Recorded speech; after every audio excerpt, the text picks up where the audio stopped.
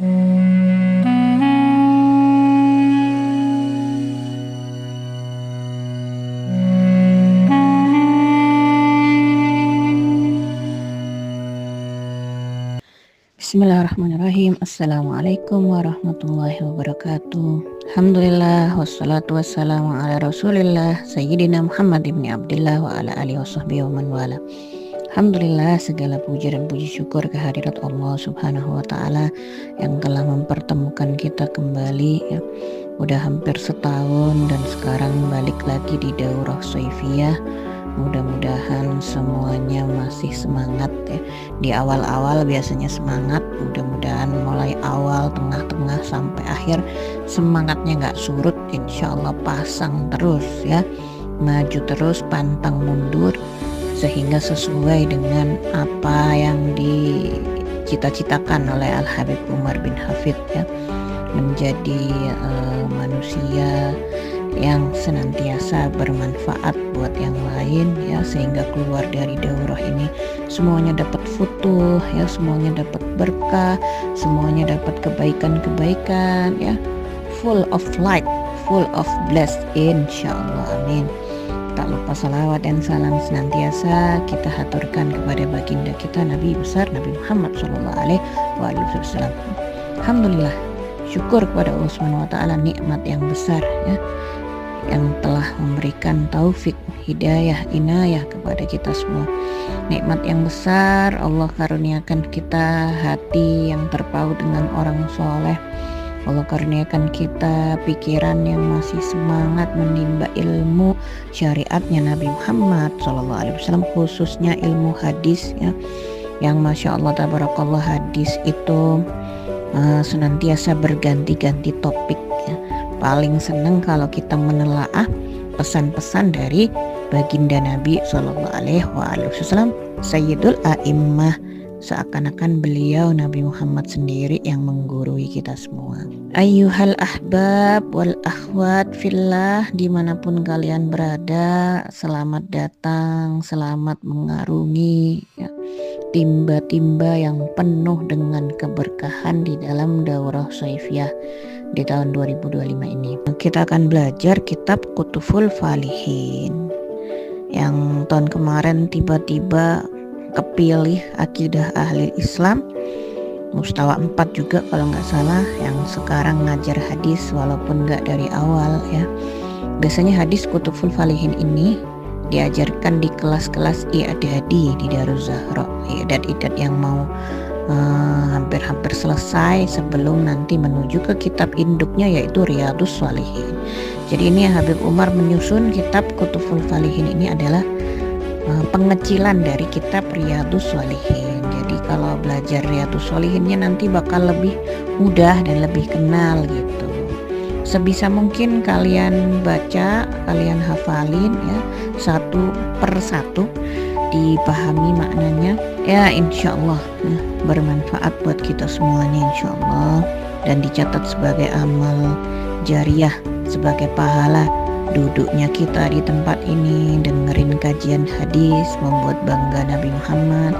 Mudah-mudahan bisa menjadi penyebab pemberat catatan amal kebaikan kita nanti insya Allah, amin, Allahumma amin. Langsung aja ke hadis yang ke 77. Bismillahirrahmanirrahim. Allahumma sholli ala Muhammad wa ala sayyidina Muhammad. Hadis tentang bersikap baik kepada teman dan tetangga, perkara yang penting ya. Bersikap baik, berakhlak baik ya, berlaku baik kepada teman dan juga tetangga. Jadi ini dua makna ya teman-teman, kepada teman dan kepada tetangga. Mana yang lebih afdal, mana yang lebih baik ya? Gak ada afdal atau baik, dua-duanya harus kita lakukan. Apalagi kalau tetangga kita teman kita sendiri, haknya jadi double. Atau teman kita ternyata jadi tetangga kita, misalnya dibalik ya. Nah jadi begitu. Jadi ini mengandung dua makna. Oke, kita bahas, kita baca dulu hadisnya.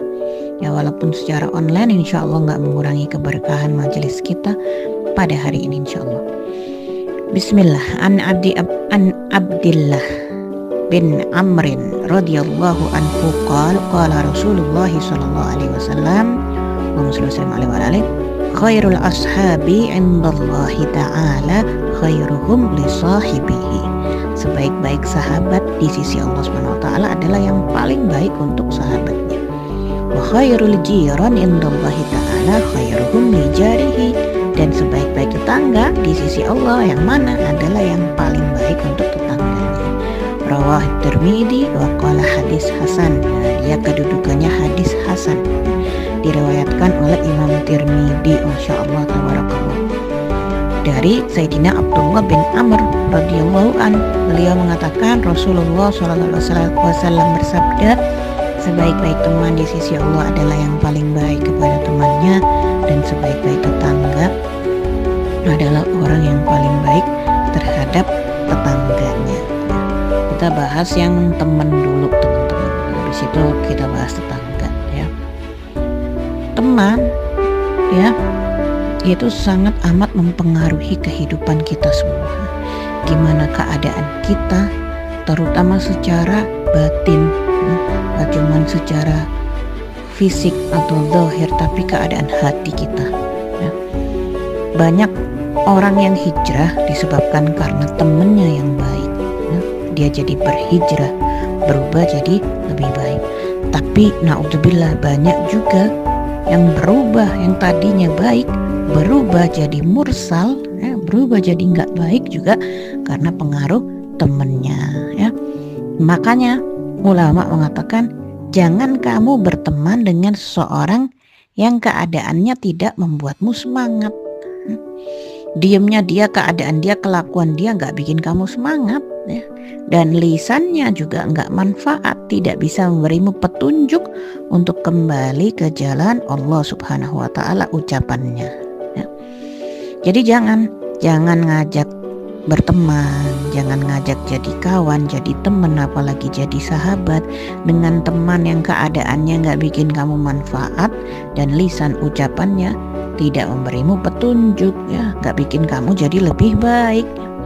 Cuma bisa ngajak main doang ya. Cuma bisa ngajak telepon-teleponan doang, omong kosong doang, hahaha hihi huru hara doang ya. Gak ada manfaat ya. Misalnya ya, rajin taklim gak pakai diajak ya. Kalau kamu punya teman yang rajin taklim, kamu gak pakai diajak, secara dengan sendirinya serta merta kamu bakal juga ikutan rajin taklim ya. Diemnya aja, lihat keadaannya aja, lihat semangatnya aja ibadah, bikin kita semangat ini temen ya. Contoh saya sendiri tuh suka lihat temen aku kalau lagi jalan bareng, dia suka sholat duha, gak pernah ninggalin sholat duha. Mau gak mau akhirnya kita jadi semangat, dia pengen juga sholat duha. Dia gak ngajak, yuk sholat duha yuk, enggak. Tapi lihat keadaannya aja bikin kita semangat. Ini temen rajin banget sholawat ya, rajin banget taklim ya, rajin banget khidmah ya, sering bantuin temennya ini itu. Nah itu, punya teman suka nyanyi, mau nggak mau jadi ikutan seneng nyanyi. Subhanallah, ada sahib teman itu menarik. Jadi ya kamu rajin tidaknya kamu tergantung siapa teman kamu. Kalaupun dia berucap ya, diemnya bikin semangat ya, itulah teman. Kalaupun dia berucap nggak diem lagi ngomong, yang keluar adalah hikmah ya. Ngajak kamu untuk zikir, ngajakin kamu taubat, ngajakin kamu sedekah, ngajakin kamu jalan menuju Allah Subhanahu wa taala. Itu temen. Yuk sedekah yuk, pondok ini lagi butuh, diajak ya. Yuk zikir bareng-bareng, ada yang meninggal misalnya. Yuk bikin tahlil, bikin khotam bareng, ini dan itu. Sama-sama pengen jalan menuju Allah Subhanahu wa taala, yaitu teman ya. Walaupun zaman sekarang tuh jarang ya, sangat mahal harganya kalau kita dapat ya. Sumpah nggak sih maksiat terus ya, sama kayak orang di luar sana ya. Kalau kita sumpah maksiat terus ya, ini kok orang sok alim, nasehatin terus, ngajakin ini terus ya.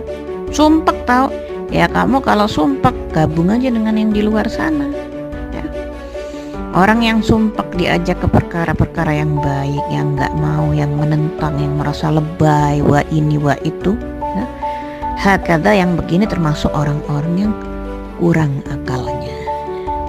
Saya nggak mau ngomong ini orang bodoh atau bodoh, bukan ya. Ntar dikira ngata-ngatain, tidak.